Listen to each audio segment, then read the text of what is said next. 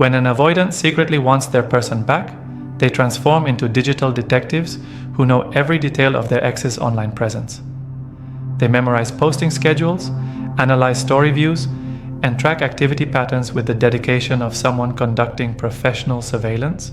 The avoidant knows exactly when their ex posts, who likes their photos, and which locations they visit most frequently.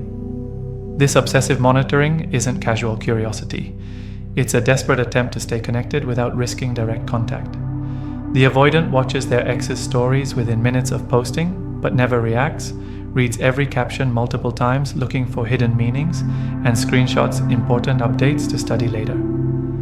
They become experts on their ex's emotional state, based purely on social media clues. The avoidant uses this information to gauge whether reconciliation might be possible. Are their ex's posts happy or melancholic? Are they posting about being single or seeing someone new?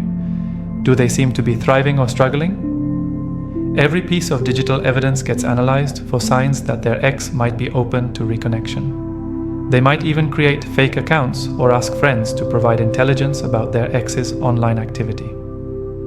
The avoidant needs to know everything while appearing to know nothing, maintaining their emotional safety while feeding their obsession with someone they can't admit they still love.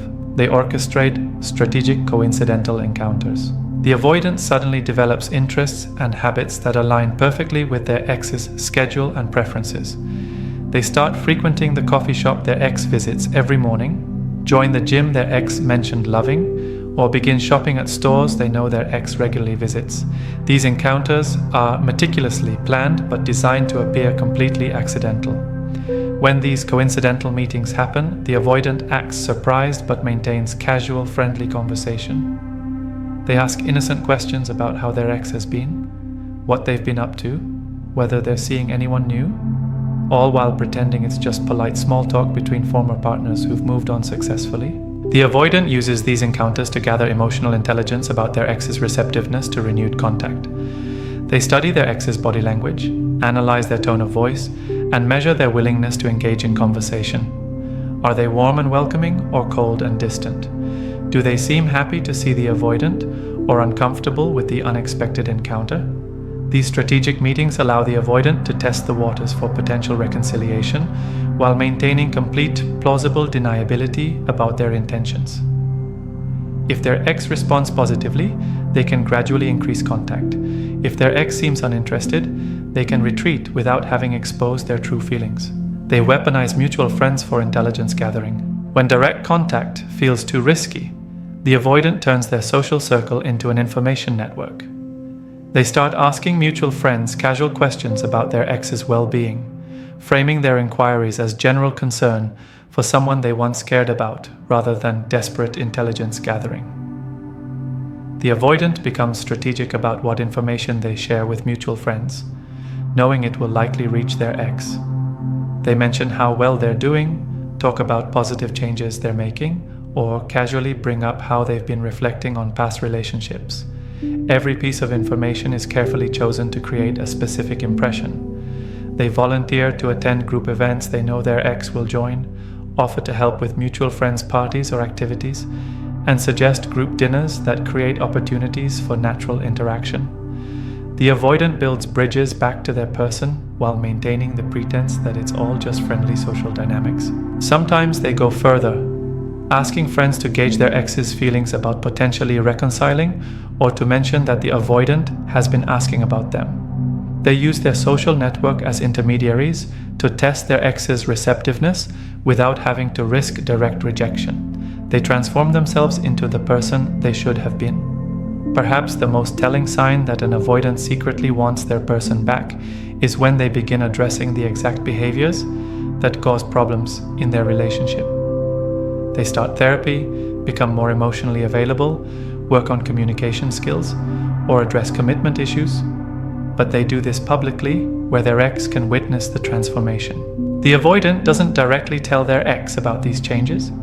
Instead, they demonstrate them through social media posts about personal growth, conversations with mutual friends about their healing journey, or visible behavioral changes during casual encounters. They want their ex to see that they've evolved into the partner they should have been from the beginning. This transformation isn't necessarily genuine self-improvement. It's often strategic positioning designed to show their ex what they could have if they gave the relationship another chance. The avoidant is essentially rebuilding themselves as an offering, hoping their ex will notice the improvements and consider reconciliation. They might start posting about relationship advice, sharing articles about attachment styles, or making comments about how much they've learned from past mistakes. The subtext is always the same. I understand what went wrong, I've changed, and I'm ready to be the partner you deserved. They send indirect messages through their behavior and choices. The avoidant becomes fluent in the language of subtext, communicating their desire for reconciliation through actions rather than words. They might start listening to music their ex introduced them to, visiting places that hold special meaning from their relationship, or adopting habits and interests their ex once encouraged them to explore. These behavioral messages are designed to be noticed by their ex while maintaining complete deniability about their meaning.